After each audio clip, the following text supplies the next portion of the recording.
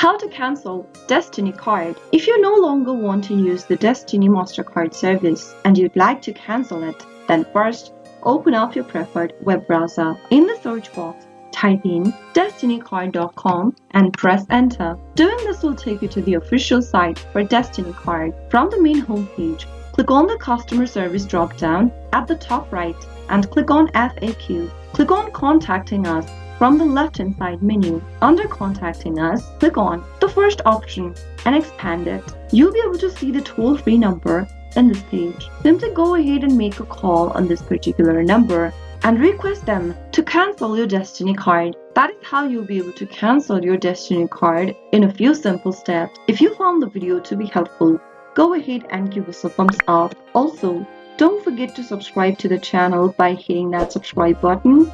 Press the notification bell so that you never miss another upcoming upload from us. I'll soon be back with more videos like this. Thanks for watching.